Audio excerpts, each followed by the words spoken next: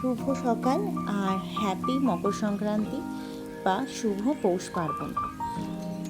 অনেক দিন পর আবার ব্লগ করতে শুরু করলাম। ব্লগের মাধ্যমে না একটু তোমাদের সাথে গল্প করা যায়। তো সকালটা একটু পেপার পড়া, জল খাওয়া, চা খাওয়া, ফ্রেশ হওয়া, তারপরে ব্রেকফাস্ট নিয়ে বসা, এইসব। আর মনে মনে ভাবছি আজকে কি পিঠে করা যায়। একদম ইজি পদ্ধতিতে পিঠে করার খুব ইচ্ছে। তো যাই করি তাই তোমাদের সাথে শেয়ার করব। ভাবলাম আবার ব্লগ নিয়ে চলে আসি, একটু ব্লগের মাধ্যমে গল্পও হয়। আর আমার ব্লগের মেইন ইনগ্রিডিয়েন্টস বলতে পারো কোথাও গিয়ে রান্না। তো যাই রান্না করি তাই তোমাদের সাথে শেয়ার করলাম, গল্প করলাম। এবং সকাল থেকে ভয়েস ওভারটিই চলছে, তো একটু ক্যামেরার সামনে আসলাম। একটা জিনিস দেখাবো তোমাদের, মানে একটা জিনিস শেয়ার করব। তো আমার হাজব্যান্ডের আগে কোম্পানিতে যে কোম্পানিতে কাজ করতো, সেটা ছাড়ার পর ওখান থেকে একটা মানে সব কলিগরা মিলে একটা স্মার্ট ওয়াচ গিফট করেছে। মানে এই গিফটটাকে কি বলে আমি ভুলে গেছি, আমার মাঝে মাঝে ওয়ার্ড মনে থাকে না। তো সেই স্মার্ট ওয়াচটা আমার বর তো পরেও না, তাই ভাবলাম যে ও পরে আছে যখন, আর আমি নিজের জন্য নতুন কিনে কি করব, তাই ভাবলাম যে আমি এই স্মার্ট ওয়াচটার আনন্দ লে যাই। তো এবার মুশকিলটা হয়ে গেছে। আচ্ছা, কি মুশকিল হয়ে গেছে এবার তোমাদের সাথে ভিডিও দিয়ে শেয়ার করছি। স্মার্ট ওয়াচটা হচ্ছে এইটা। আগে একবার খুলেছিলাম যথারীতি, ওই জন্য সবই আনঅর্গানাইজড হয়েই আছে। ঘড়িটা যেটা এই মানে দেখতে তো এটা অবভিয়াসলি নয়েজের এই ঘড়িটা দেখালামই। আর এটা যে মেন প্রবলেমটা হচ্ছে, এই দেখো, এটা অলমোস্ট, আমি তো এক হাতে ক্যামেরা ধরে আছি, তাই জন্য এটা অলমোস্ট মানে ঢুকে যাবে আমার হাতে, এমনিই ঢুকে যাবে। মানে এটা দেখো লক করা আছে, কিন্তু এবার এটা বুঝতেই পারছো, যদি রাস্তায় বেরোই কোনো কারণে কোনোভাবে যদি হাত থেকে ফসকে বেরিয়ে যায়, মানে আমি তোমাদের দেখাতে পারছি না যেহেতু স্ট্যান্ডটা সেভাবে লাগাইনি, সেভাবে দেখানো মুশকিল। যাই হোক, তো সেটারই একটা বেল্ট কিনেছি অ্যামাজন থেকে। চলো বেল্টটা খুলে তোমাদের সাথে শেয়ার করছি, দেখাচ্ছি। এইটুকু বেল্ট এসছে এত বড় কাগজের ব্যাগে। যাক, এগুলো আমার অনেক কাজে লেগে যায়, ডাস্টবিন বাইরে রাখতে, এইসব কাজে ওয়েস্ট হিসেবে ভালোই ইউজ হয়ে যায়।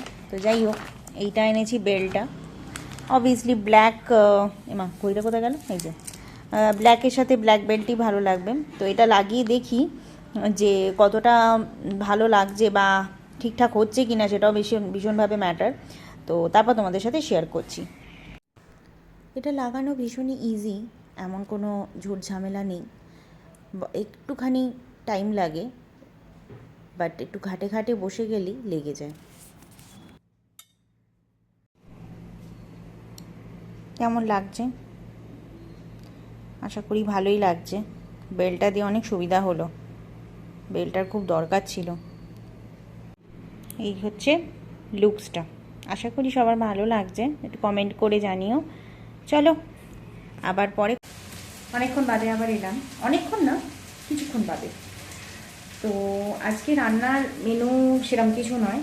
বাঁধাকপি করা ছিল ফ্রিজে, কিন্তু বাঁধাকপিটার সাইজ অনুযায়ী বাঁধাকপিতে মশলাটা খুব কম হয়ে গেছিলো, তাই ফ্যাট ফ্যাট করছিল। তো আর একটুখানি ছোটো একটা টমেটো কেটে আর বাকি নিরামিষ মশলা কষিয়ে বাঁধাকপিটা আর একবার কষিয়ে নিচ্ছি। আর ফ্রিজে ডাল করা আছে, হয়ে যাবে। আর আজকে তো পৌষ সংক্রান্তি, দেখি কিছু একটা মানে পিঠে তো বানানোর ইচ্ছে আছে, তো যদি বানাই অবশ্যই তোমাদের সাথে শেয়ার করব। এই যে এখানে মশলা করছি, কষা হয়েও গেছে। আর এই যে বাঁধাকপিটাকে ফ্যাট ফ্যাট করছে, এইটাকে একটা ব্যবস্থা করব। চলো তাড়াতাড়ি করে নিই। ওকে, আমার কাছে নারকেল কুড়ুনি নেই, তাই ওই কাঁচা নারকেল কাটা বিক্রি করে না অনলাইনে, তো ওইগুলোই মিক্সিতে আমি গ্রাইন্ড করে নিচ্ছি। এইটা দিয়ে পুরটা বানাবো। মানে আমার ইচ্ছা আছে আজকে সিদ্ধ পুলি আর একটু দুধ পুলি একসাথেই, একদিকে সিদ্ধ পুলি বসিয়ে দেবো, একদিকে দুধ পুলি বসিয়ে দেবো। তো সেই জন্য এইভাবেই নারকেলটাকে কুড়িয়ে নিচ্ছি। তো দেখি, একটা নারকেল কোড়া নেওয়ার ইচ্ছে তো আছে, বাট ওই 9 মাসে 6 মাস ইউজ হয় বলে আর কেনা হয় না। সুন্দরভাবে হয়ে গেছে, নারকেল কোড়ানির মতনই লাগছে। এর সাথে দেখি যদি পরিমাণে কম থাকে, তাহলে আমার কাছে একটা নারকেল পাউডারের প্যাকেটও আছে, ওয়েট আমি দেখাচ্ছি। এই যে ডেসিকেটেড নারকেল পাউডার লেখা আছে, দাঁড়াও ওয়েট, এই যে ডেসিকেটেড কোকোনাট পাউডার। এটা যদি কম হয় আমি এই পাউডারটাও মিশিয়ে দেবো, তাহলে পরিমাণটা একটু মানে একটু বেশি হবে। আর এর মধ্যে এখন চিনি, আর গুড়, ঝোলা গুঁড়ো আছে আর গুড় পাউডারও আছে, তো দেখে গুড় পাউডার দিতে পারি। আর একটু দুধ দেবো আর একটুখানি গুঁড়ো দুধও মেশাবো। যেহেতু এই ক্ষীরটা মানে খোয়াটা পাইনি, আমি আজকে আমুলের খোয়া ইউজ করি, তো ওটা পাইনি। পৌষ সংক্রান্তি বুঝতেই পারছো সবই স্টক আউট। তো এইটা দিয়ে আমি তোমার কি বলে পুরটা বানাবো, ঠিক আছে না? আর পুর একটু বেশি হলে অসুবিধা নেই, এমনি এমনি খাওয়া হয়ে যায়, তাই জন্য এইভাবে ব্যাপারটা একটু ম্যানেজ করবো। এই যাই হোক, দেখো আগে আগে কেমন লাগে।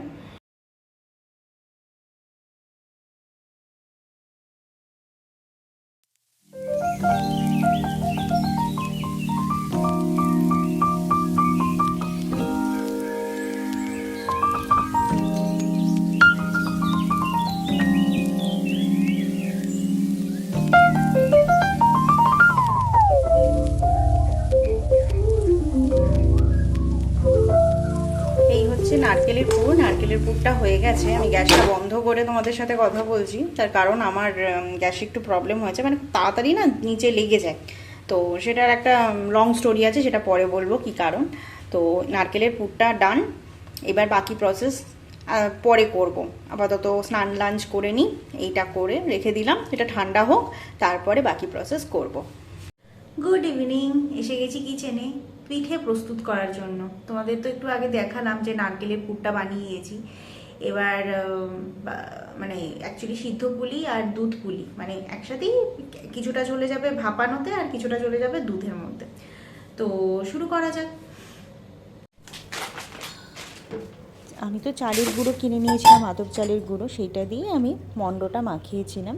তো প্রথমে যে বাটিতে চালের গুঁড়ো নেব সেই বাটিতেই আড়াই নয়, দু বাটি জল নিয়েছি, এবং সেই বাটি মেপেই আমি 1.5 বাটির একটু বেশি চালের গুঁড়ো নিয়েছিলাম। আর একটু লবণ মিশিয়ে নিয়েছিলাম জলে। জলটা ফুটন্ত অবস্থাতে চালের গুঁড়োটা মিশিয়েছি এবং তাড়াতাড়ি খুন্তি দিয়ে নাড়িয়েছি যাতে কোনো লামসাম না পড়ে যায়। তো এই চালের আটাটা মাখাটা সত্যি খুব টাফ, হাতে এত গরম লাগছিল। প্রথমে তো চামচ দিয়ে নাড়িয়ে নাড়িয়ে একটুখানি গরমটা কাটানোর চেষ্টা করেছি, তারপরে এই চালের আটাটা মেখেছি। তবে আমি যা বুঝলাম যে প্রত্যেক বছরই আমাকে এই পিঠেটা একটু বানাতে হবে, তাহলে আমি এই পিঠেটা একটু এক্সপার্ট হব ওই পিঠেটা বানানোতে। তার কারণ তোমরা একটু লক্ষ্য করো, বুঝতেই পারবে যে এটা খুব আনাড়ি হাতে করা। তার কারণ এই চালের আটাটা মাখতে হবে আরও সুন্দর ঠেসে ঠেসে। তারপর এই পুরটা যে ভরছি যেটার মধ্যে, এটাকে আরেকটু পাতলা করতে পারলে ভালো হয়। আমার একটু মোটা হয়েছে সিদ্ধ পুলিটা, মানে দুধ পুলি সিদ্ধ পুলি যাই বলো না কেন, একটু মোটা হয়েছে। তো জলটা ভাপাতে দিয়ে দিয়েছি, এটাই স্টিম করব। এবার তো বাকি প্রসেস মোটামুটি তোমরা সবাই জানো। 10-15 মিনিটের জন্য স্টিম করে নিয়েছি। সেদ্ধ হলো, বেশ সুন্দর নরমও হয়েছে।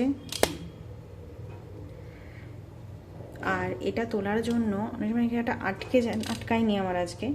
আর যদি আটকে যায় একটু জল ঢেলে নিলেই হবে, কোনো অসুবিধা নেই। এরপর দুধ পুলিটা বানাচ্ছিলাম। দুধটা ঘন হয়ে এলে এর মধ্যে পুলিগুলো দিয়ে মোটামুটি 15 থেকে 20 মিনিট ফুটিয়ে নিয়েছি।